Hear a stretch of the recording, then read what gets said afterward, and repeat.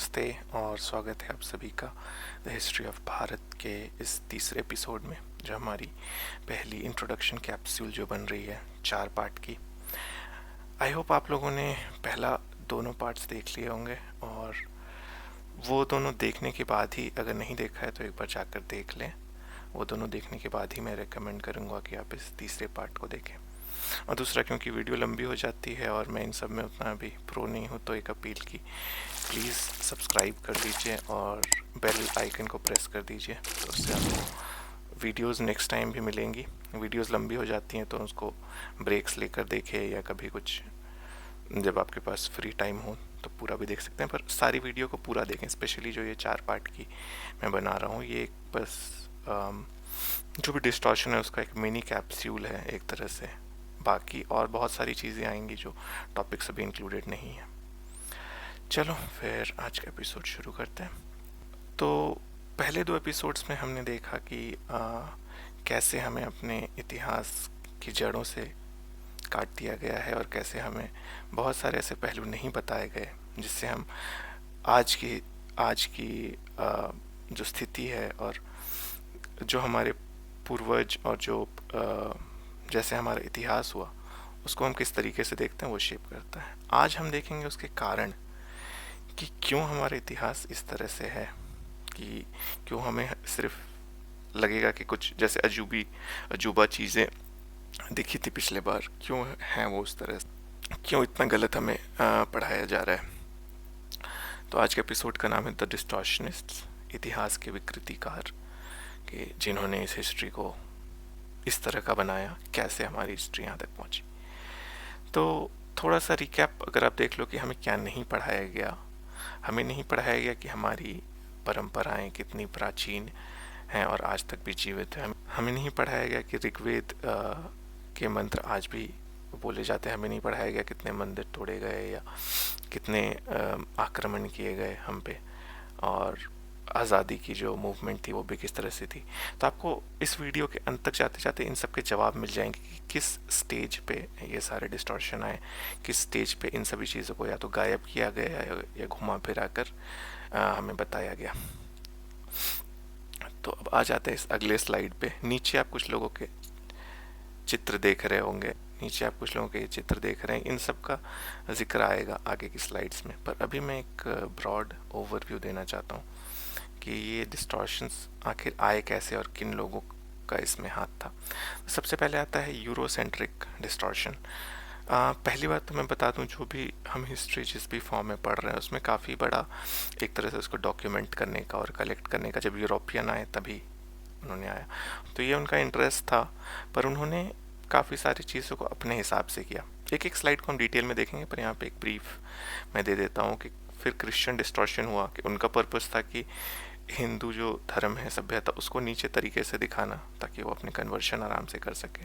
Colonial distortion हुआ कि उनका काम था कि लोगों में कभी वैसे गर्व का महसूस ना हो, या हमें तो सिर्फ कुछ ऐसे चाहिए जो हमारे एडमिनिस्ट्रेशन का काम कर सकें, क्लर्क भी उनका काम कर सकें और थोड़े पढ़े लिखे हों अंग्रेज़ी भाषा में। तो उन्होंने कुछ गड़बड़ियाँ की। फिर इस्लामिक डिस्टॉर्शन आ जाता है, एक अलीगढ़ मुस्लिम यूनिवर्सिटी, और बहुत पहले से इनका जो चल रहा है यूनियंस वगैरह, उन्होंने बहुत वाइट वॉश की धीरे धीरे कोशिश की, और धीरे धीरे सभी आक्रांताओं के जो आक्रमण है उसको हटा दिए गए। फिर नेहरू जी के टाइम पे, फिर आज़ादी के बाद भी इन सब चीज़ों से हमें वैसे मुक्ति नहीं मिली। नेहरू के पास मौका था कि वो एक सच्ची हिस्ट्री देश के लोगों को बता सकें जिसमें उसमें गर्व का प्रवाह हो, पर ऐसा हो नहीं पाया। तो उन्होंने उसके टाइम पे भी फिर काफ़ी डिस्टॉर्शंस हुई। और आखिरी और सबसे दिक्कत वाली चीज़ तो ये है मार्क्सिस्ट डिस्टॉर्शन, जिसने एक तरह से ताबूत में कील ठोकने का काम किया, और जितनी भी पिछले की गड़बड़ियाँ थी उसको अपने मोटिव के लिए, जो मार्क्सिस्ट आइडियोलॉजी है उसको इस देश में थोपने के लिए उन्होंने काफ़ी सारी चीज़ें बताई। तो मेन इनका ये सब पॉइंट्स रहते हैं कि भारत आए, बाहर में इन्होंने हमारे सारे टेक्स्ट्स को बहुत में गलत मतलब निकाल के, काफ़ी जगह ने तो इन्होंने फोर्स फिट किए, कुछ नए श्लोक ही ऐड कर दिए ताकि उस बुक को गलत प्रूव कर सके। फिर ये कि हमेशा बाहर वाले जीतते रहे ताकि ये अपने रूल को जस्टिफाई कर सके कि आपको तो आदत है कोलोनाइज्ड रहने की, दूसरों के शासन, बाहर वालों के शासन के अंदर रहने की। भारत का कोई गोल्डन पीरियड नहीं था, भारत का कोई ऐसा बहुत समृद्ध इतिहास कभी रहा नहीं, ये कहते हैं ये लोग।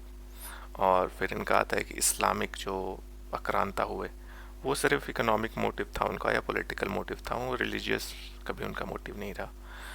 और पांचवा या जो भी संख्या है ये, कि हमें आज़ादी सिर्फ एक नॉन वायलेंट स्ट्रगल के चलते मिली, सिर्फ एक तरीके की आइडियोलॉजी के चलते मिली।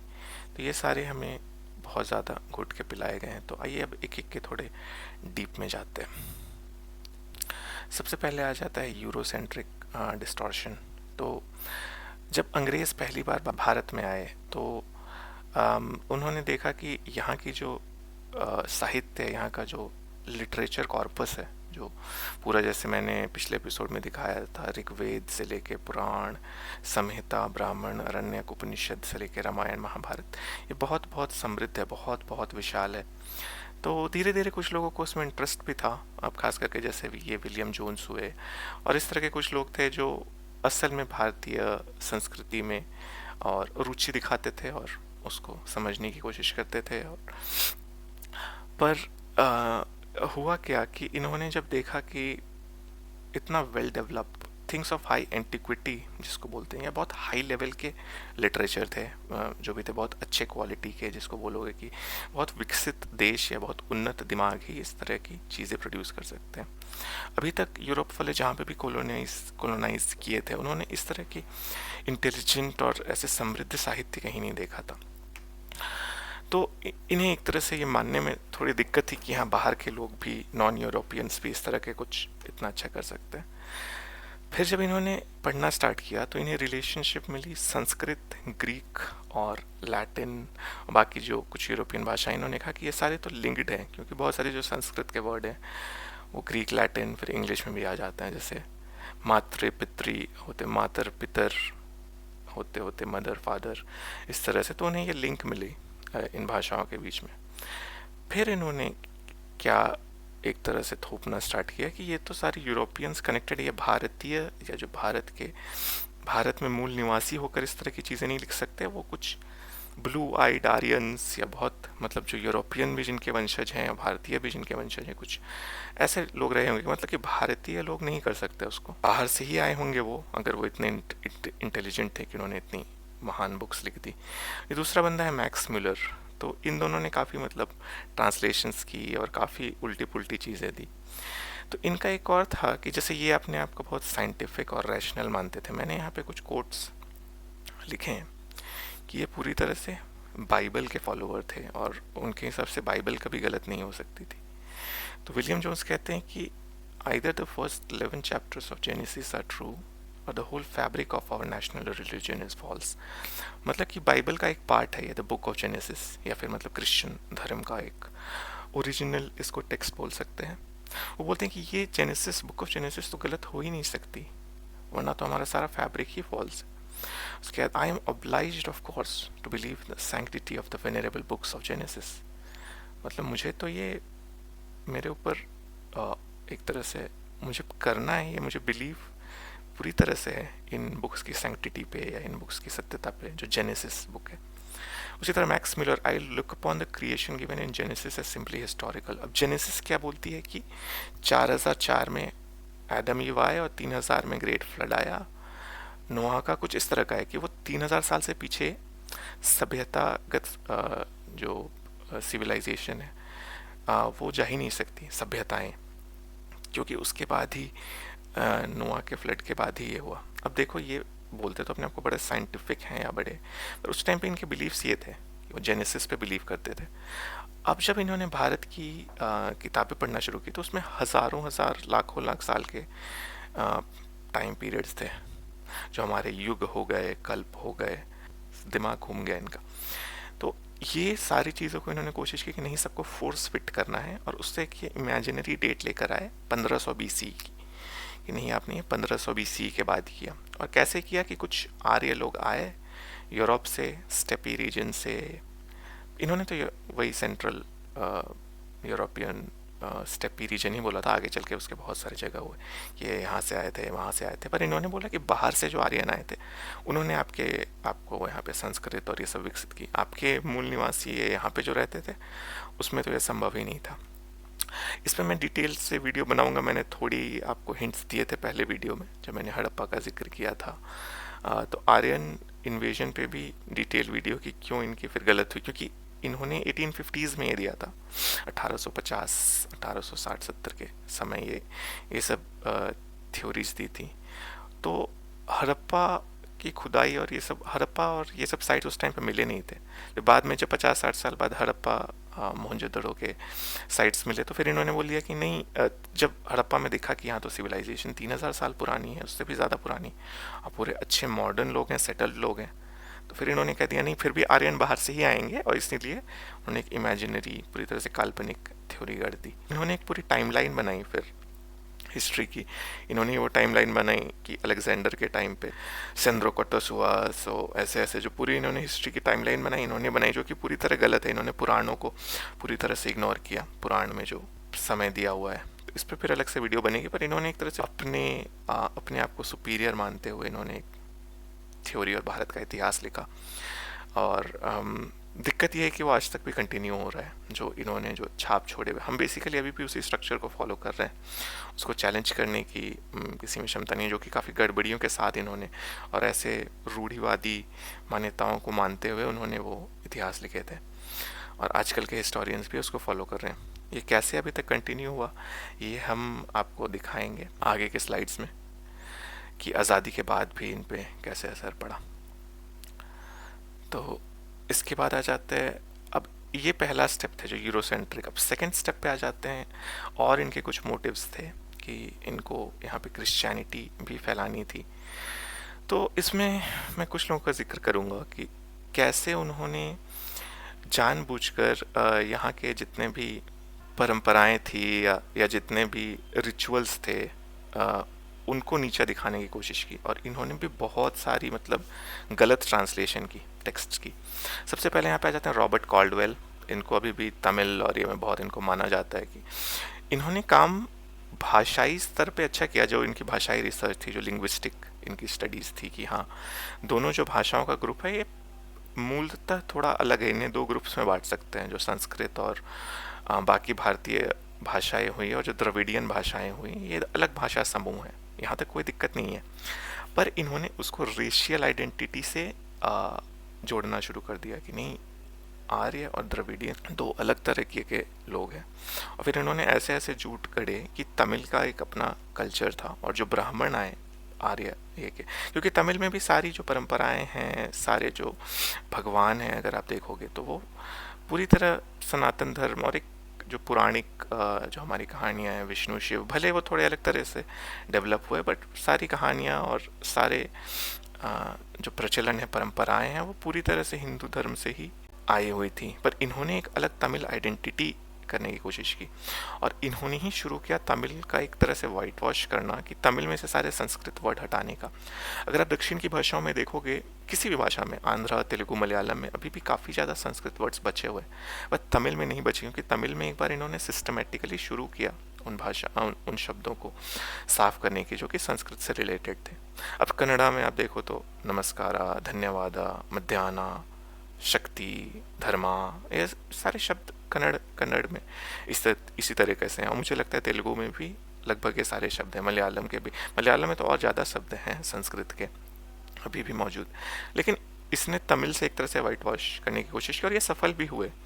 इन्होंने फिर धीरे धीरे जब इन्होंने बताया और फिर सारे हिंदू रिचुअल्स को बोला, ये बाहर से जो ब्राह्मण आए, कि हिंदू धर्म अगर तमिलनाडु में कुछ डेवलप हुई होगी तमिल भाषा में, तो वो तमिल ब्राह्मणों ने ही किया होगा। पर बोले नहीं, ये तो बाहर से आए हुए हैं, ये आर्य के वंशज है, जितने भी ब्राह्मण हैं। अब अगर आप रेशियल थ्योरी भी देखोगे तो जो तमिलनाडु के ब्राह्मण हैं वो ऐसा नहीं कि नॉर्थ में तो ये बोल देते हैं कि हाँ ब्राह्मण गोरे हैं, ब्लू आइड, और इनका आर्यन, इनका अलग जीन है एंड सो ऑन। पर यहाँ के तो ऐसे नहीं थे। यहाँ पे जितने भी अयंगार हुए या जितने भी, वो तो यहीं के लोग थे, यहीं के घुले मिले थे। पर इससे एक तरह का जहर की घुट्टी खोलनी थी, जिससे आगे चल के पेरियार और उनके फॉलोअर्स, और अभी भी काफ़ी दिक्कत है। जैसे आप उदयनिधि स्टालिन को ही देख लो, समझ हमें सनातन धर्म को पूरी तरह से ख़त्म करना है, या मच्छर है, मच्छर डेंगू के बराबर है सनातन धर्म।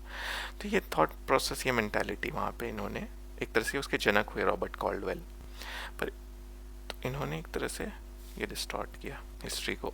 एक और चीज़ है कि जब 1876-77 में बहुत बड़ा एक फेमिन भी आया था साउथ में, बहुत भूखमरी के कगार पे आ गए थे, सूखा ये सब पड़ने की वजह से, उस पर भी इन्होंने बोला कि नहीं, क्योंकि तुम लोग गलत कर रहे हो, तुम्हारी रूढ़िवादी मानते हैं, उसमें भी उन्होंने फ़ायदा उठाया कि आप इस तरफ आ जाओ तो आप हमारे भगवान को मान लो तो आपकी प्रॉब्लम्स दूर हो जाएगी। और इस टाइम पे वेदों के भी ये लोग ट्रांसलेशन कर रहे थे, उसमें भी काफ़ी सारे इन्होंने गलत सलत चीज़ें ट्रांसलेट की, एच विल्सन, ग्रिफिथ वगैरह, जैसे हम देखेंगे आगे के सूक्त में कि उसको अलग तरीके से भी इंटरप्रेट किया जा सकता है आगे के एपिसोड में। सॉरी, इस एपिसोड में नहीं है मिस ट्रांसलेशन, पर इन्होंने वेदों में, पुराणों में बहुत सारी मिस ट्रांसलेशंस भी की हैं।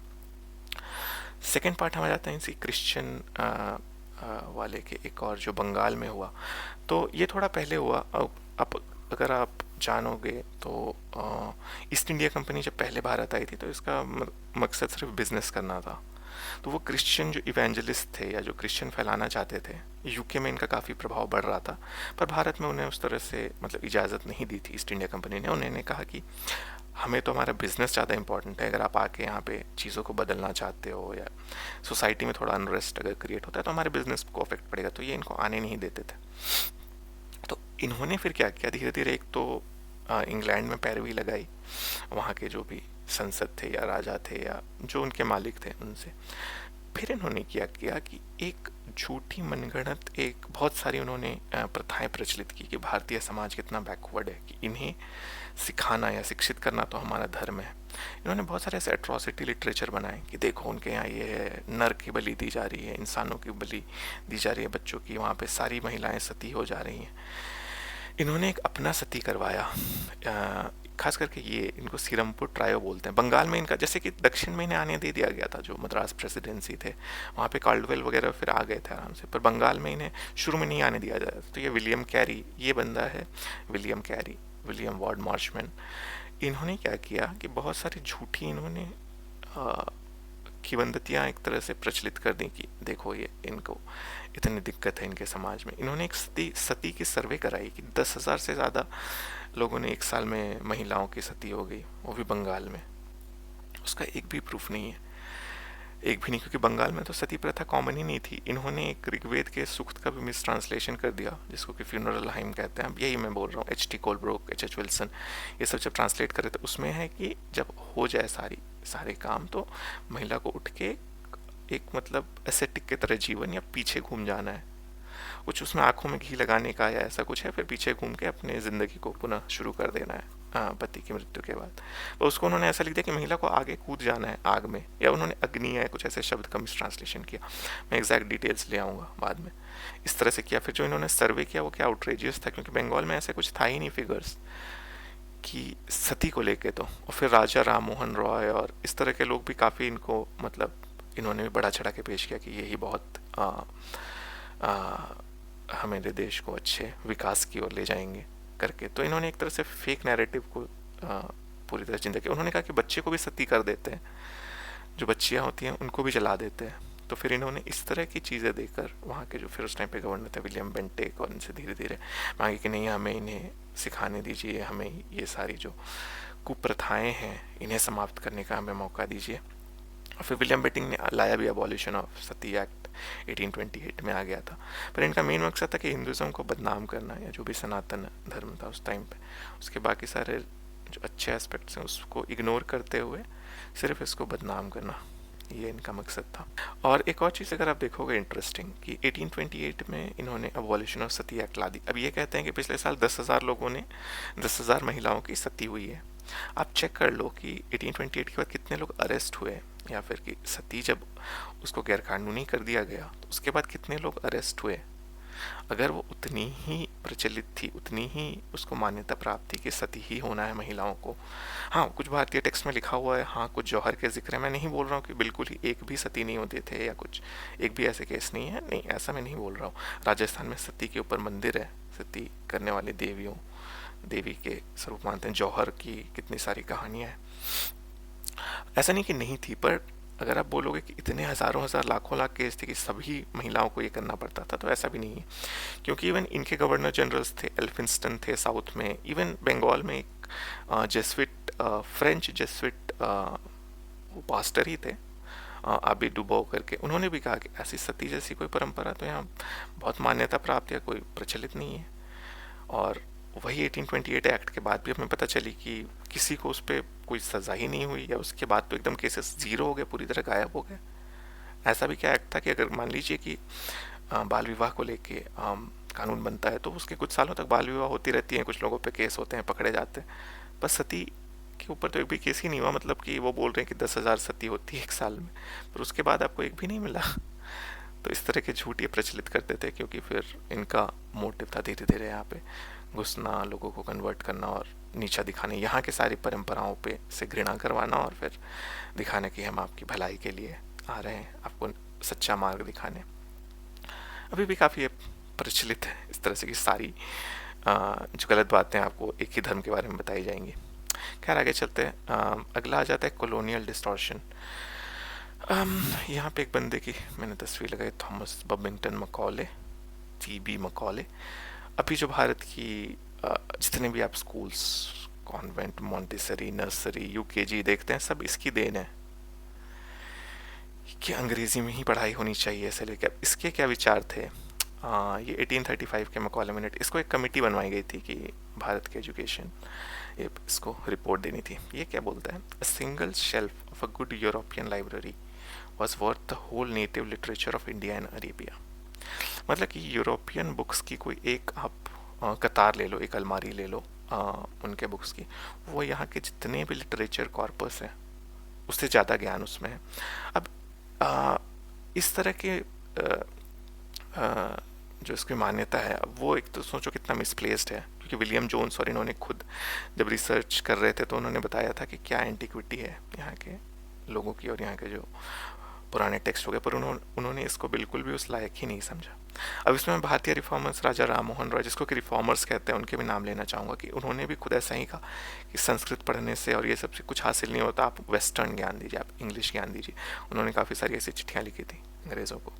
तो ये भी उसी मानसिकता से थे कि हमें तो बस काम ही निकालना है इंडियन से, तो हमें ऐसे लोग चाहिए जो इंडियंस तो हों ब्लड से और कलर से, but English in taste, opinions, morals और इंटेलेक्ट, मतलब उनके जितने भी रहन सहन का ढंग हो, उनके जितने भी मॉरल्स हों, वो सारे वेस्टर्न लेंस से देखे जाएं।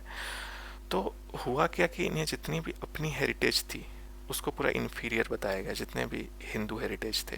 और फिर इंग्लिश थॉट्स की, अब सेक्युलरिज्म या ये सब की आप परंपरा देख लो, धर्मनिरपेक्षता। अब हमारे में तो है था कि लोका समस्ता सुखिनो भवन्तु, वसुधैव कुटुम्बकम से लेके हमारे में इसलिए इतनी सारी धर्म जन्मे ना भारत में, बुद्ध, जैन, सिख, और सब लोगों को संरक्षण भी मिला क्योंकि हम ऑलरेडी धर्मनिरपेक्ष थे। पर ये सेक्युलर और ये सभी सब वेस्टर्न वैल्यूज़ हैं कि आपका तो इससे कोई लेना देना, ये मेंटालिटी आज भी चल रही है। और ब्रिटिश की जो हिस्ट्री थी, लिटरेचर थी, लॉ थी या वैल्यूज़ थी, वो स्टैंडर्ड्स ऑफ एक्सेलेंस बन गई कि जो उनके फिलोसफीज थे, और हमारे सारे जितने भी थे वेदांत या जो भी ज्ञान थे वो पूरी तरह से गायब हो गए। और इन्होंने अपनी फिर बेसिकली इन्होंने क्या किया कि जो भी एजुकेशन होगी वो सिर्फ इंग्लिश में ही होगी, और सिर्फ इंग्लिश स्कूलों को ही फंडिंग मिलेगी, और धीरे धीरे करके ये ट्रिकल डाउन होगी, लोकल जगहों पे जाएंगे, और नेटिव लैंग्वेज में किसी को कुछ पढ़ाने की ज़रूरत नहीं है। तो जो भारत के बारे में भी वो पढ़ेंगे, वो इंग्लिश ट्रांसलेशन पढ़ेंगे, जो इन्हीं के जैसे मॉर्टिमर, ग्रिफिथ, H.T. कोलब्रुक जैसे लोगों ने जो गलत सलत ट्रांसलेट किया है वही पढ़ेंगे।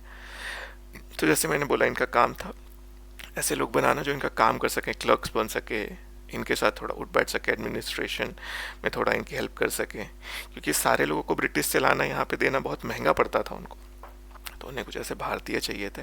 और इसमें काफ़ी सफल भी हुए काफ़ी हद तक, जो काफ़ी सारे हमारे लीडर्स हुए जिन्होंने आगे जाके फिर अंग्रेज़ी और ये सब में पढ़ाई की, वो काफ़ी थॉट प्रोसेस में भी वैसे ही हो गए जो हमारे अब शुरू के कांग्रेस के देखोगे, दादा भाई नौरोजी से लेके वो तो इनके बेलोमुलेंस के कायल थे कि उन्होंने भारत के बारे में कुछ पता ही नहीं था।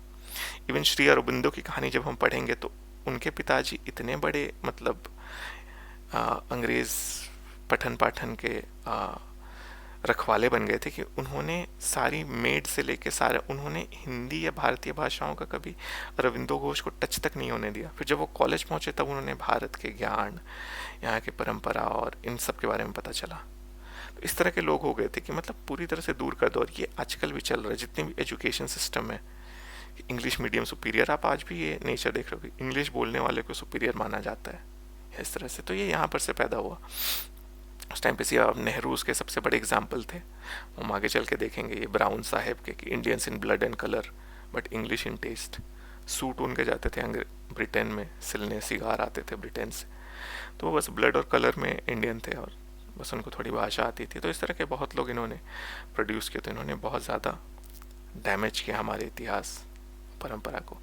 अब एक सिंपल एग्जाम्पल, सिंपल कुछ डिटेल्स हैं कि उसके बाद क्या हुआ, इनके जो मीटिंग मिनट्स आए और इनकी जो एजुकेशन पॉलिसी आई।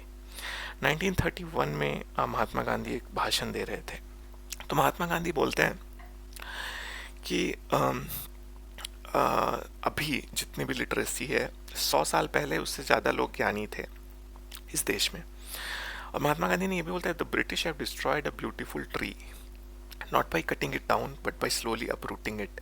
तो महात्मा गांधी का जो इशारा था वो भारत की जो प्राचीन शैक्षणिक परंपरा था उस पर था।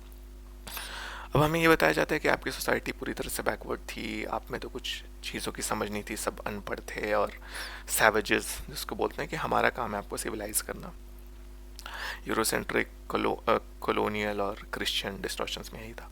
बट ऐसा पूरी तरह से था नहीं, क्योंकि फिर जब रिसर्च की गई कि पहले कि इनके एजुकेशन सिस्टम के पहले क्या थी, तो एक धर्मपाल हुए आज़ादी के बाद भी इन्होंने ये बहुत एक तरह से कल्मिनरी वर्क है, मतलब बहुत बड़ा इन्होंने काम किया। एक बुक लिखी द ब्यूटीफुल ट्री, 3 वॉल्यूम्स में लिखी। और इन्होंने क्या किया कि जितने भी सर्वेज हुए थे शिक्षा को लेके ब्रिटिश काल में काफ़ी पहले से, उसको पूरा का पूरा कलेक्ट किया और इन्होंने एक एक चीज़ डेटा के साथ दिया हुआ है। मैंने पढ़ी है इनकी बुक, वो इनका डेटा पूरा समराइज्ड है। मतलब बहुत सारे सर्वे उन्होंने कराए थे। उन्होंने 1820 से 30s के बीच एक था कि जितने भी कलेक्टर्स हैं ब्रिटिश ईस्ट इंडिया में उनको एक रिपोर्ट देनी है कि उनके वहाँ पे कितने विद्यालय हैं, कितने लोग स्कूल जाते हैं, क्या पढ़ाई हो रही है, शिक्षकों को कैसे पैसे मिलते हैं और इस तरीके की चीज़ें।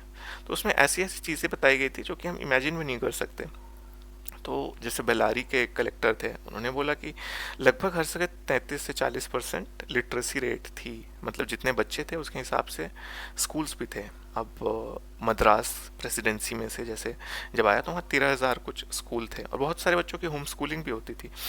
और फिर विलियम एडम के की सर्वे आती है आई थिंक 1837 या 36 में, तो उन्होंने बंगाल में बोला, उस टाइम में बंगाल, बिहार, उड़ीसा सब इंक्लूडेड थे, कि 1 लाख से ज़्यादा स्कूल थे, सब ट्रेडिशनल स्कूल्स, मतलब कि वो गुरुकुल मॉडल के रहेंगे, गांव में ही अपने एक शिक्षक रहेंगे या फिर कुछ शिक्षकों का समूह रहेगा।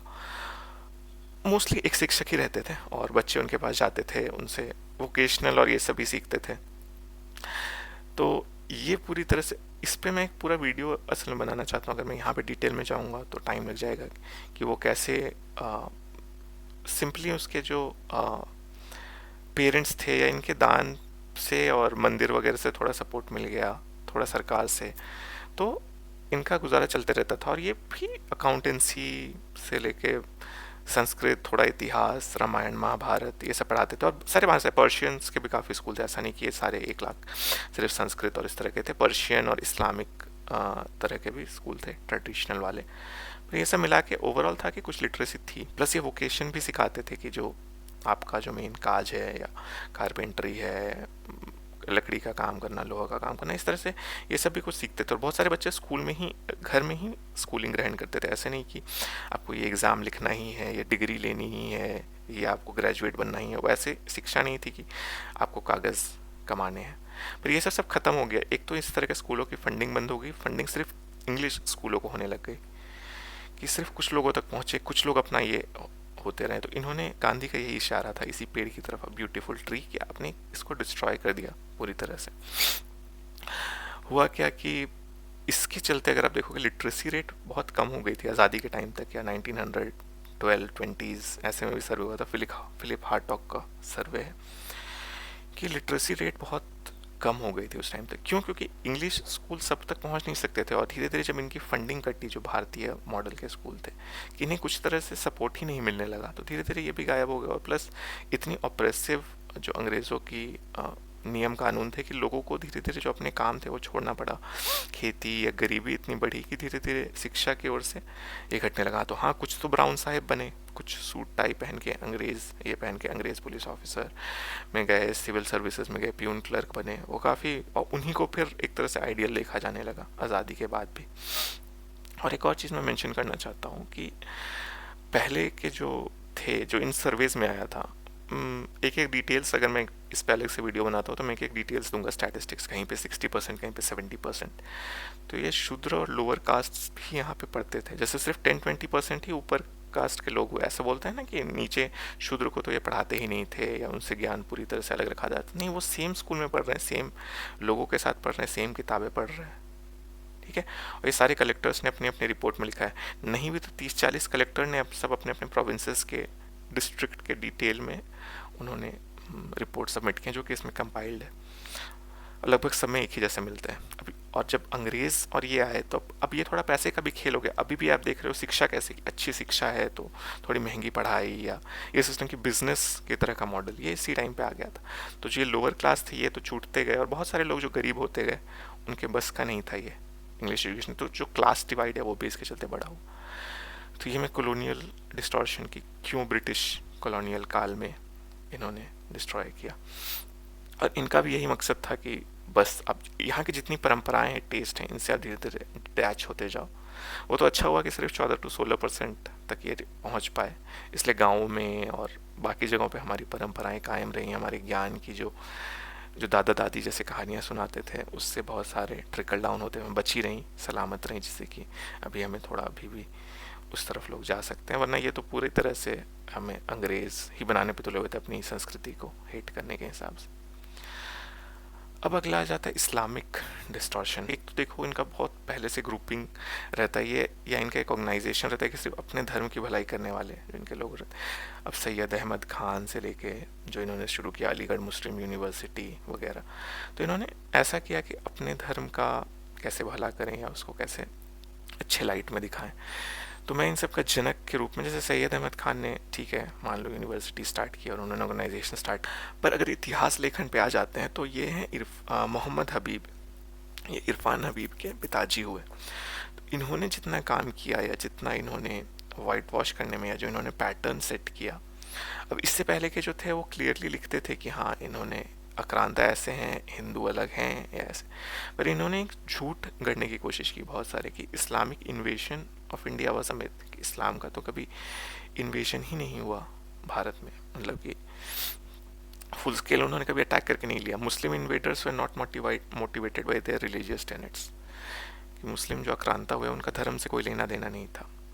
लार्ज स्केल कोई फोर्सिबल कन्वर्शन कभी नहीं हुआ हिंदू का, ज़बरदस्ती कभी उन्हें कन्वर्ट नहीं करना पड़ा। वो क्योंकि इतने लोअर कास्ट के लोग थे, वो अपनी ख़राब ज़िंदगी से बचने के लिए यूनिवर्सल ब्रदरहुड ऑफ इस्लाम उन्होंने एक्सेप्ट किया, ताकि वो जो ब्राह्मणों की जो ये है उससे बच पाए। ये अब देखोगे आज भी कितनी प्रचलित है।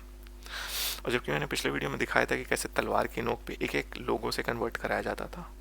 अगर राजा कन्वर्ट हो जाएगा तो काफ़ी हद तक उसकी प्रजा भी हो जाएगी, नहीं करोगे तो आप मारे जाओगे, या फिर आप जिजिया देना पड़ेगा, आपको एक्स्ट्रा टैक्स देना पड़ेगा, आपका जीवन इतना दूभर कर दिया जाएगा। और ये ऐसे बोलते हैं कि प्रेम से सब आ गए।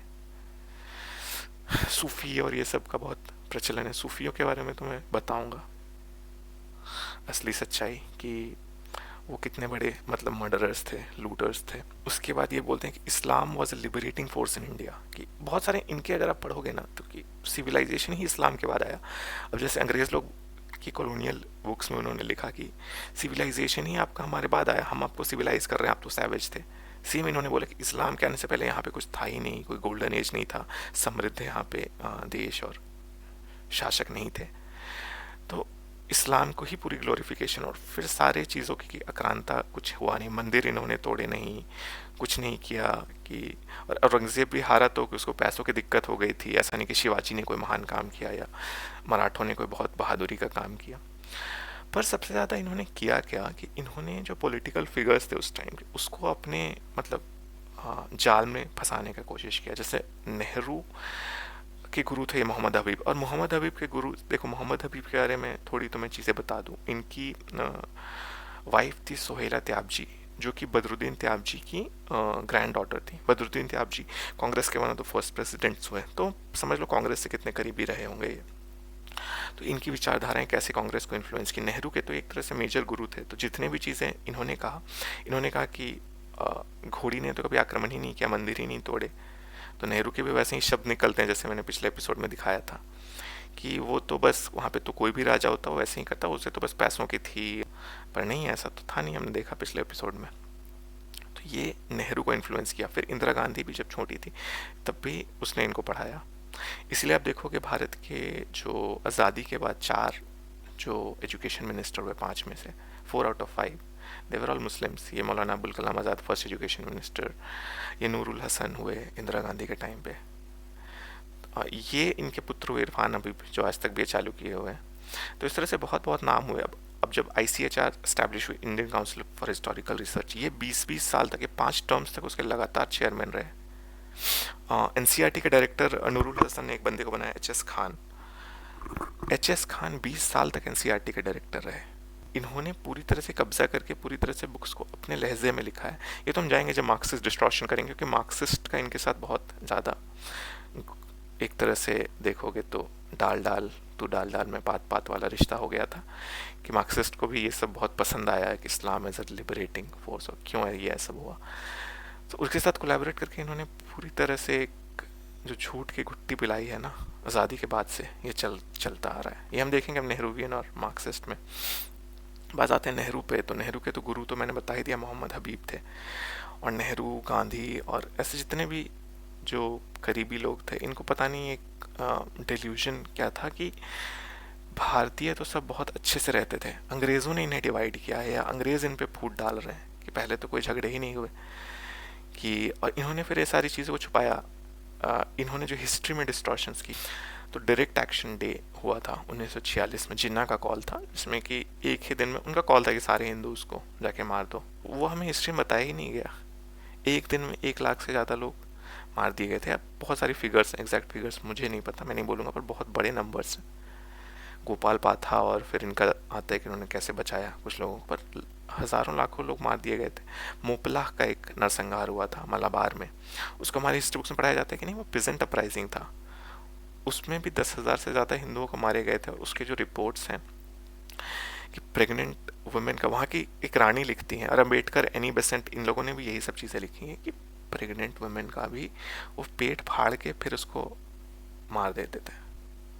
तो ये इन्होंने पूरी तरह से छुपा कर रखा नेहरू ने, कि ऐसा तो कुछ हुआ ही नहीं था। उनको एक मतलब इमेजिनरी, काल्पनिक एक गंगा जमुनी तहजीब बनानी थी। उन्होंने जितने भी टेम्पल्स टूटे हुए थे, मंदिर जो डिस्ट्रॉयड थे, उस पर उन्होंने बोला कि इसको छुपाओ, इसको मत लिखो, इस तरह से। और उन्होंने सबसे इम्पोर्टेंट तो था, उन्होंने कॉलोनियल वादी जो थी, उन्होंने ब्रिटिश को भी बहुत अच्छे लाइट में रखा। क्योंकि आप देखोगे एक तरह से ब्रिटिश के जितने मतलब फ्लॉज थे, उसको भी उन्होंने पूरी तरह से मतलब छुपा दिया। कि लॉर्ड वाला जो सिस्टम है, जैसे मतलब लॉर्ड कैनिंग, लॉर्ड मकौले, अभी भी क्यों बोल रहे हो भाई आज़ादी के बाद, क्योंकि खुद ये उनके मतलब करीब रहना चाहते थे, या उनके चाटुकार रहना चाहते थे।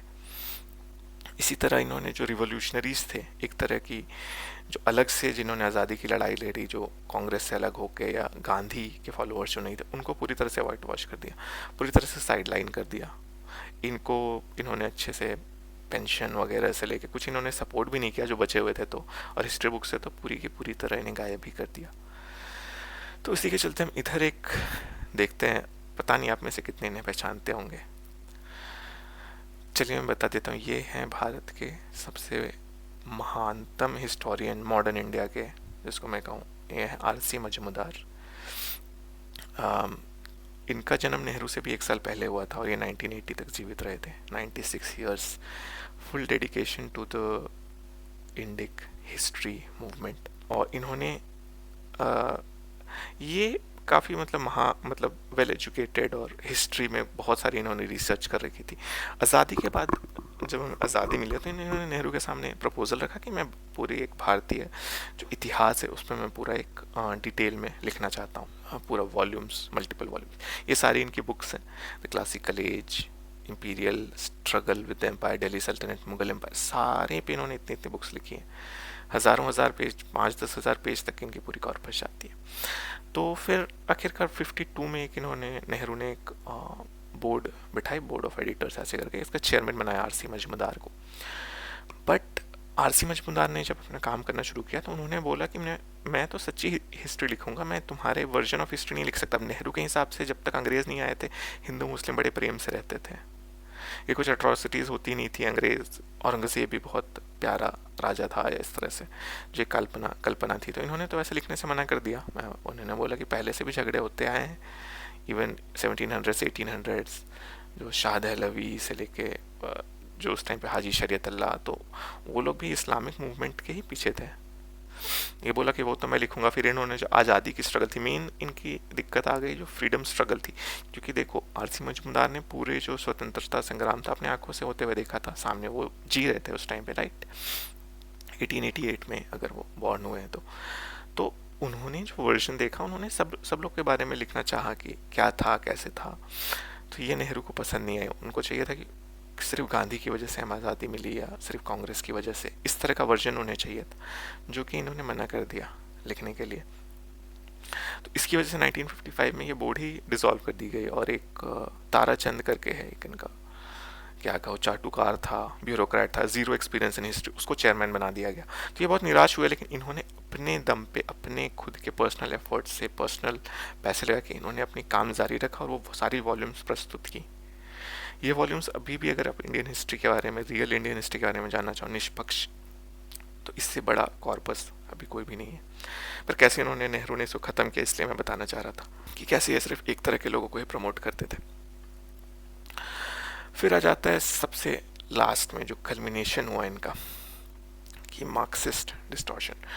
तो मार्क्सिज्म कम्युनिज्म जितना भी, इसका मैं पहले बता दूं कि इनका जो मेन पर्पस है कि जो सोसाइटी में इस्टेब्लिश्ड एक नॉर्म है उसको ख़त्म करना, जो सोसाइटी की जो स्ट्रक्चर है उसको तबाह करके अपना जो मार्क्सिस्ट स्ट्रक्चर है उसको लाना, कि एक काल्पनिक यूटोपिया, जैसे मार्क्स ने बताया था ना कि सबको बराबरी, और इस तरह से कि जो भी एग्जिस्टिंग सिस्टम है वो ख़राब है वाला। तो इनको इस तरह की चीज़ों से बहुत प्यार था, ठीक है। और ये हार्डकोर कम्युनिस्ट थे और हिस्टोरियन के रूप में बस मास्करेड करते थे। जैसे रोमिला थापर को भी आप बहुत ज़्यादा इज्जत देते हो, उतनी भी कोई वो थी नहीं। ये जो बंदे हैं, ये आर एस शर्मा हुए, ये डी एन झा हुए, इरफान हबीब, रोमिला थापर। ये डी एन झा यहाँ पे कम्युनिस्ट पार्टी के, यहाँ पे कम्युनिस्ट पार्टी के तो ये मतलब कार्ड कैरिंग मेंबर थे, इवन इनके डेथ पे श्रद्धांजलि वगैरह दी गई थी। तो इन्होंने पूरी तरह से, इनका जो कॉलोनियल्स का एक तरह से यूरोसेंट्रिक का मकसद था कि आपने कुछ किया नहीं, या इनका एक कदम उनसे आगे था कि आपकी जो सोसाइटी थी वो पूरी तरह से ख़राब थी। आपको बेसिकली मार्क्सिस्ट का एम क्या है कि एक नया सिस्टम लाना, एक नया गवर्नेंस लाना, तो उससे आपके जितने भी पहले के थे वो सब ख़राब थे, ये ऐसा इनको प्रूफ करना पड़ेगा। तो इन्होंने इतने झूठ लाए, इतने झूठ पे झूठ, और उसी को बढ़ाते चले गए। एक तो ये रोमिला थापर ने खुद एक्सेप्ट किया कि ना उन्हें संस्कृत की नॉलेज थी ना पर्शियन की, फिर भी वो एंशियंट और मेडिवल हिस्ट्री की बहुत बड़ी ये बनती है सिर्फ अंग्रेजी ट्रांसलेशंस पढ़ के। इनको ये भी नहीं पता कि युधिष्ठिर कब आए और अशोक कब हुए। इन्होंने एक बार कहा था कि युधिष्ठिर अशोक से प्रेरणा लिए होंगे, ऐसा कुछ।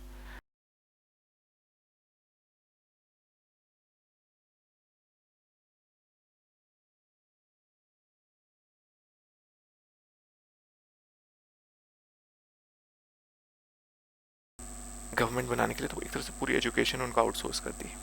अब इन्होंने झूठ ऐसे ऐसे लिखे कि महिलाओं को कुछ पढ़ने ही नहीं दिया जाता था, शूद्र को कुछ पढ़ने ही नहीं दिया जाता था, सिर्फ ब्राह्मण कब्जा करके बैठे थे। और अब इनको है कि ऑपरेशन दिखाने, जैसे हमारे में राजाओं और गुरुओं की जो एक छवि थी, अब जैसे संत विद्यारण्य हो गए, या आदि शंकराचार्य हो गए, या जो भी वेद व्यास वाल्मीकि, या जो भी राजा हुए, विक्रमादित्य, महाराणा प्रताप, हमारे मन में एक रिस्पेक्ट की परंपरा थी। इवन हमारे जो लोकगीत हैं ऐसे, उसमें थी वो चीज़ें बची हुई।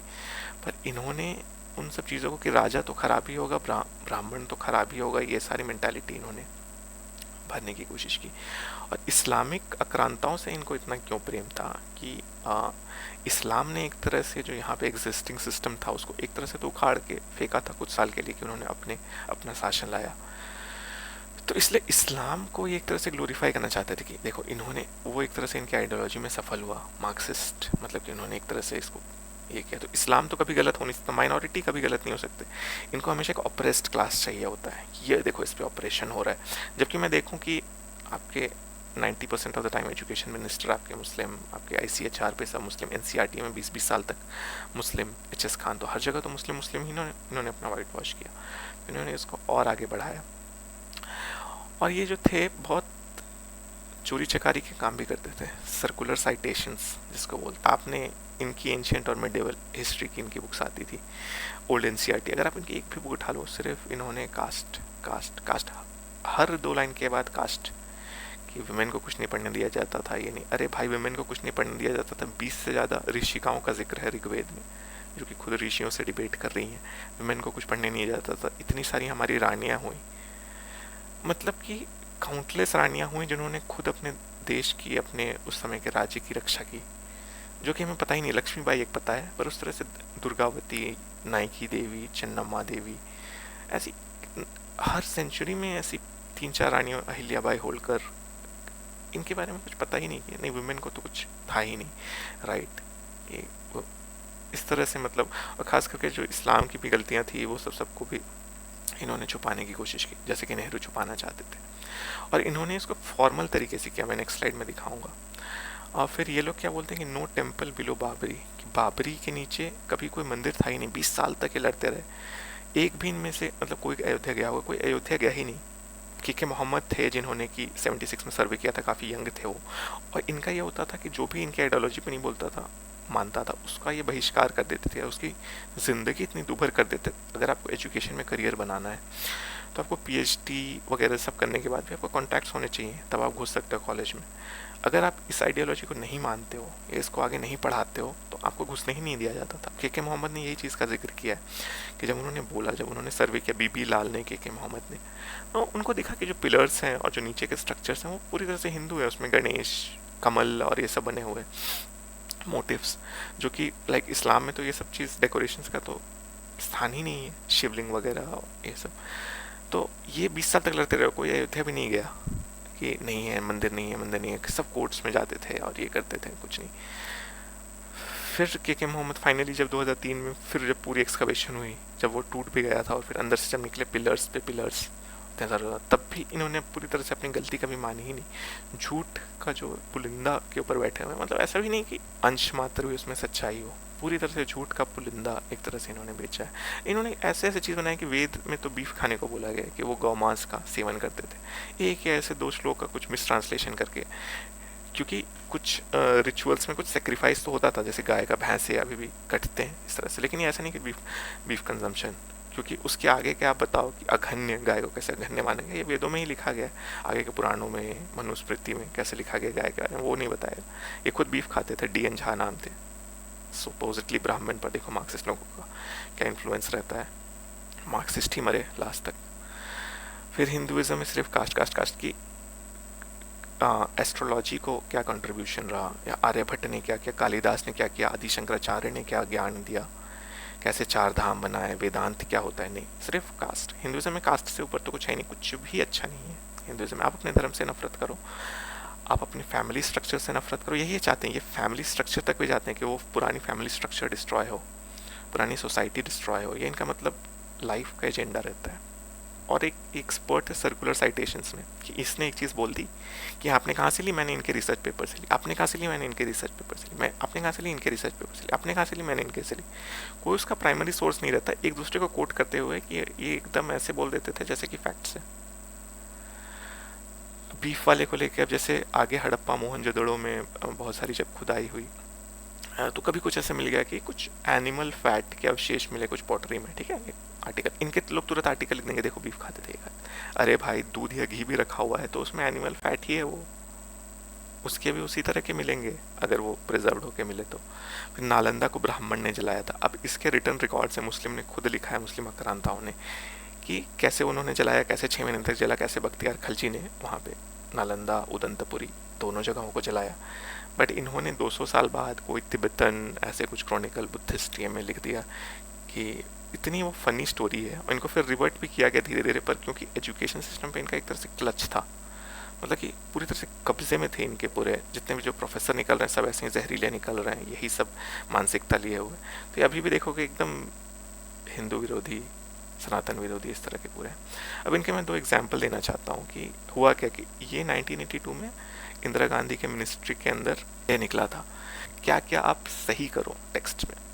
बोलते हैं कि हिंदू पीरियड और मुस्लिम पीरियड मत करो, over glorification of ancient past is forbidden, कि गुप्ता एज को आप गोल्डन एज मत बताओ, कि इस्लाम के आने से पहले भारत सबसे संपन्न राष्ट्र था, विश्व का एक तरह से नंबर 1 सबसे बड़ी इकोनॉमी थी, सबसे ज़्यादा वेल्थ था, यहाँ पे धन धान्य था, उसको आप मत बताओ। यहाँ पे अच्छे सोशल स्ट्रक्चर्स रहे होंगे तभी वो संभव, यहाँ पे शांति थी, चोरी डकैती नहीं होती थी, या अच्छा शासन था, तभी ये संभव है, पर नहीं, उसको मत बताओ। Muslim rulers can not be identified as foreigners except for land. Muslim rulers को फॉरेनर्स बोलना बंद करो, भले वो अपनी जितनी भी कमाई थी वो बाहर भेज देते थे, भले कि बाबर ने यहाँ दफन होना भी अपना ये नहीं समझा, अफगानिस्तान में जाके उसने अपना कब्र की है, कि सारे पैसे अकबर को भी खलीफा बनना था, जहांगीर को भी खलीफा बनना था, तुर्की का जो मेन ये था, सारे पैसे उन्होंने उधर दे दिए, पर उन्हें फॉरेनर्स मत बोलो। औरंगजेब को चैंपियन ऑफ इस्लाम मत बोलो, promote assimilation and synthesis and growth of composite culture, कि कुछ भी ऐसा मत करो कि जिससे कि जो भाईचारा है इस पे कमी आ जाए, भले आपको झूठ बोलना पड़े इसके लिए, भले आपको लीपा पोती करके उसके ऊपर पूरा झूठ का पहाड़ बनाना पड़े। झूठ की बुनियाद पे ज़्यादा देर टिकते नहीं दुनिया, जब सच पता चलता है ना तो उससे भी खराब होता है। इससे अच्छा है कि सच मान लो, क्योंकि अभी भी लोग औरंगजेब को मुस्लिम अपने हीरो मानते हैं, टीपू सुल्तान को हीरो मानते हैं, इसने कितने हज़ारों हज़ार को ऐसे खड़े करके मार दिया। तो ये होता है क्योंकि आप एक ही साइड को दबा रहे हो ना, आप सिर्फ हिंदू साइड को ही दबा रहे हो, दूसरे साइड के तो आप कुछ ऐसा उन साइड से उनके साइड से तो कोई एक्सपेक्टेशन ला नहीं रहे हो। फिर 1986 में ऐसे ही एनसीईआरटी ने सिमिलर गाइडलाइंस निकाली कि इसको वाइट वॉश कर दो, इसको टेम्पल तोड़ने के बारे में नहीं लिखना, डायरेक्ट एक्शन डे के बारे में नहीं लिखना है, मोपला रिबिलियन के बारे में नहीं लिखना है, कि कैसे वहाँ पे कितने सारे नरसंहार हुआ हिंदुओं का। इस तरह से नोटिफिकेशंस आते रहे। एक सबसे अच्छा एग्जाम्पल है 1989 में जो वेस्ट बंगाल गवर्नमेंट का आया, ज्योति बसु, सीपीआई थे अगेन, कम्युनिस्ट चीफ मिनिस्टर। तो इन्होंने सीधे सीधे बोल दिया, देखो इनके में तो सीधे सीधे लिखा हुआ है, थोड़ा पॉज करके पढ़ लेना अगर मैं सारा नहीं कर पा रहा हूँ तो, टाइम के कमी की वजह से। पहले ऐसा लिखा हुआ था, using force to destroy Hindu temples was also an expression of aggression. कब्जा करने की जो मानसिकता थी उसका एक एक्सप्रेशन है। Forcibly marrying Hindu women and converting them to Islam before marriage was another tactic. ये ऐसे बुक में लिखा हुआ था कि ज़बरदस्ती हिंदू वुमेन से शादी करना, कब्जे करके, और उन्हें फोर्स करना इस्लाम कबूल करने के लिए। ये 1989 के पहले की बुक में लिखा हुआ, पता नहीं किसमें लिखा होगा, सही ही लिखा था। इन्होंने delete from using force to destroy to the word उलमा, मतलब यहाँ से लेकर कुछ उलमा तक लिखा हुआ था, ये पूरा का पूरा सेक्शन डिलीट करो। इन्होंने एग्जैक्ट लिख दिया कि ये चीज़ आप मिटाओ। फिर गजनी के बारे में लिखा होता, Sultan Mahmud of Ghazni used force for wide spread murder, loot, destruction and conversion. Mahmud looted valuables worth 2 crore dirhams from Somnath temple and used the shivling as a step leading up to the mosque in Ghazni। मतलब गजनी ने बहुत murder किया, लूट के बहुत लोगों को मारा, हज़ारों हज़ार लोगों को, डिस्ट्रक्शन किया, कन्वर्शन किया, बहुत लोगों का धर्म परिवर्तन किया। उसने 2 करोड़ से ऊपर के वैल्यूएबल्स लूटे, ठीक है, और शिवलिंग में जाके उसको, उसके टुकड़े को जाके बिछाया, ये लिखा हुआ था। इन्होंने क्या किया, बोला ऐसे नहीं लिखो, ऐसे लिखो, there was widespread loot and destruction by Mahmud. Passive voice कर दो, किलिंग और कन्वर्शन को हटा दो, ठीक है, मारा नहीं, किसी को कन्वर्ट नहीं किया, ये चीज़ डिलीट कर दो। और जो शिवलिंग को उसने अपने गजनी के मस्जिद की सीढ़ियों पे चिन्हवाया, शिवलिंग के टुकड़े को, उसको डिलीट कर दो, delete, use the Shivling as a step. तो इन्होंने ऐसे स्टेप बाय स्टेप लिया, बहुत बड़ा बड़ा एक्चुअली ऑर्डर था। इन्होंने पूरे स्टेप बाय स्टेप लिखा कि नहीं ये लिखा हुआ है इसको ऐसे कर दो, ये लिखा हुआ है इसको ऐसे कर दो, कन्वर्शन से लेकर जितना है उसको डिलीट कर दो। तो इस तरह से कल्मिनेट हुआ सारा, जो कॉलोनियल्स ने किया उसको नेहरू ने अपने पसंद की वजह से आगे बढ़ाया। मार्क्सिस्ट को इस्लामिस्टों से बहुत प्रेम हो गया कि इन्होंने एक बार यहाँ की जो सोसाइटी है इसको चेंज किया था। इनको उम्मीद है कि फिर से एक नया सवेरा आएगा अगर हम इनके ये को आगे बढ़ा पाए, तो अगर हम हिंदुओं को पूरे अपने धर्म से अलग ले जा पाए, तो कि हिंदू तो रूढ़िवादी और ये वो। तो एक तरह से ये देख रहे हो, इवन कॉलोनियल लोगों का जो डिस्कोर्स था वो उतना जहरीला नहीं था जितना कि इन मार्क्सिस्ट्स का है। इसमें एक डिटेल से पूरी एक अलग वीडियो बन सकती है इस सीरीज़ पे, पर क्योंकि टाइम लिमिटेड रहता है अपने पास तो हम लिमिटेड ही चलते हैं। पर मैं बोलूँगा कि धन्य है हम लोग, कुछ लोगों का हमें बस आभार ही प्रकट करना चाहिए, नमन है इन लोगों को जिनके चलते अभी भी ये बचा रहा। तो यहाँ पे मैंने 3 कैटेगरीज लिखी हैं, the pioneers, the bridge builders और 21st सेंचुरी टॉर्च बियरर्स। तो ये हैं बाल गंगाधर तिलक, ये हैं जादूनाथ सरकार, हरबिलास सारदा, और ये तो मैंने बताया आरसी मजमूदार। इन चारों ने अंग्रेज़ के टाइम पे काफ़ी सारी मतलब हिस्ट्री लिखी। उनको जितनी उस टाइम पे समझ आई उतना उन्होंने लिखा। जादूनाथ सरकार ने औरंगज़ेब, मुगल्स और मराठा हाउसेस पे जो वर्क्स लिखे हैं लिटरल उस टाइम के प्राइमरी सोर्सेज से ही लिया है उन्होंने।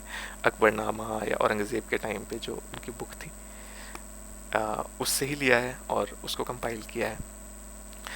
और हरबिलास शारदा इनके ऊपर शारदा एक्ट बना था 1830s में, और आरसी मजूमदार को तो आप जानते ही हैं। और फिर ब्रिज बिल्डर्स में आ जाते हैं सीताराम गोयल, बीबी लाल, राम स्वरूप और अरुण शौरी। इन्होंने जब इनका पीक एज था मार्क्सिस्ट्स का तब इन्होंने उनको काउंटर किया। राम स्वरूप, बीबी लाल ने एक्सकवेशन में बोल दिया कि नहीं आर्यन इन्वेजन नहीं हुआ है, एक कंटिन्यूस सिविलाइजेशन है। सीताराम गोयल ने इतने बार मिला था पर और इनको ये किया। इन्होंने कितने एडिटोरियल्स लिखे, इंडियन एक्सप्रेस में बुक्स लिखी क्वेश्चंस करते हुए कि कहाँ से आपको ये मिला प्रूफ। अरुण शौरी ने बुक लिखी एमिनेंट हिस्टोरियंस, जिसमें कि पहली बार ये एक्सपोज होना शुरू हुए।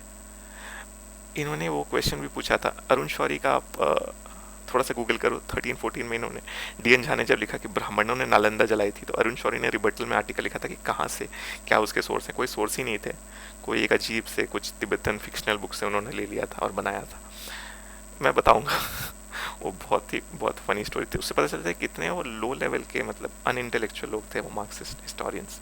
रुमिला थापर भी इनके एक सवाल का अभी तक जवाब नहीं दे पाई। राम स्वरूप जी, मैंने अधिकतर बुक सीताराम गोयल की पढ़ी। अगर आपको एक कोई ऑथर इन सब में से एक पढ़ना शुरू करना है, आरसी मजूमदार की बुक बहुत वॉल्यूमेट्रिक है, बहुत बड़ी, आप सीताराम गोयल से स्टार्ट कर सकते हो। छोटी छोटी बुक्स हैं पर आपको सही टेस्ट मिलेगा कि क्या गड़बड़ चल रहा था उस टाइम पे और कितना कुछ छुपाया गया। इसी परंपरा को आगे अब बहुत लोग फॉलो कर रहे हैं। इनको आप आराम से यूट्यूब में अब इनको सुन सकते हैं। ये हुए के मोहम्मद, मीनाक्षी जैन, इन्हें अभी रिसेंटली राज्यसभा का सदस्य भी नॉमिनेट किया गया। ये विक्रम संपत, संजीव सान्याल, संदीप बालकृष्णा, जेसाई दीपक, बहुत सारे और नाम हैं जो मैं ले नहीं पाया, जगह यहाँ पे लिमिटेड है। आभास मलधियार हो गए, संजय दीक्षित, आपके राजीव मल्होत्रा जी बहुत अच्छा काम कर रहे हैं। इनका वर्क्स अभी भी लाइव है, आपको किताबें भी नहीं पढ़नी, किताबें भी आप इनकी पढ़ सकते हो, बहुत अच्छी। मैंने संजीव सान्याल की बुक पढ़ी थी, लैंड ऑफ सेवन रिवर्स, लगभग 8-10 साल पहले। उससे मेरे में एक इंटरेस्ट जगा था। फिर मैंने जब यूपीएससी की प्रिपरेशन के दौरान डी.एन. झा, आर.एस. शर्मा की बुक्स पढ़ी, तब मुझे लगा कि हाँ कुछ तो गड़बड़ है। फिर धीरे धीरे सुनते सुनते संदीप बालकृष्ण को सुना, जेसाई दीपक की बुक्स पढ़ी दोनों, तब धीरे धीरे मुझे आइडिया लगा कि कितने डीप था। मीनाक्षी जैन जी ने सती, मिथ और टेम्पल डिस्ट्रक्शन पे बहुत अच्छा लेखन किया है। तो आप इनके ऊपर भी जाइए, सुनिए, रिसर्च कीजिए। इनकी बुक्स अगर आपको मिलती हैं, नहीं होगी तो मैं धीरे धीरे एक सोच रहा हूँ एक छोटा सा गूगल ड्राइव या कहीं पे सारे मैं बुक्स डालना स्टार्ट करूँगा, या मेरे स्लाइड्स को भी मैं वहाँ पे डालना स्टार्ट करूँगा। तो जाइए, इनको पढ़िए, प्रेरित होइए, थोड़ा असली हिस्ट्री के बारे में जानिए, क्योंकि बहुत कुछ हमारे 3-4 जनरेशन को वाइट वॉश कर दिया गया। जो पढ़ा दिया गया पढ़ लिए और उस हिसाब से एक वर्ल्ड व्यू बना लिए हैं। तो ऐसा बहुत सारा नहीं है, बहुत सारी चीज़ें छुपी हुई हैं, धीरे धीरे करके सामने आ रही हैं। तो इस काम में सहयोग कीजिए।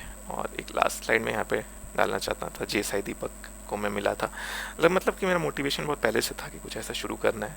फिर मैंने जब इनसे पूछा, ये इतने बिजी लॉयर और फैमिली मेंटेन करते हुए भी आप कैसे इतनी बुक्स लिख लेते हो, इतना अच्छा काम कर लेते हो, तो फिर उन्होंने बोला टाइम तो निकालना पड़ता है, सोना काम करना पड़ता है। तो इसी तरह से अपने जॉब और इसके साथ भी एक कोशिश, छोटी सी कोशिश कर रहा हूँ कि थोड़ा लोगों को और जागरूक किया जा सके। तो आज के वीडियो में बस इतना ही। आप प्लीज़ कमेंट कीजिए, सब्सक्राइब कीजिए, फीडबैक दीजिए कि आपको ये कैसा लगा और आप क्या इस चैनल पे और देखना चाहोगे। सब्सक्राइब कीजिए, बेल आइकन दबाइए और लोगों को भी ये वीडियो भेजिए। तो अभी तो आप सब्सक्राइब ही कर सकते हैं, बाकी और सपोर्ट के आगे मैकेनिज़म्स आगे आएंगे धीरे धीरे। ठीक है, चलिए फिर इतना ही इस एपिसोड में, मिलते हैं अगले एपिसोड में। धन्यवाद, नमस्कार।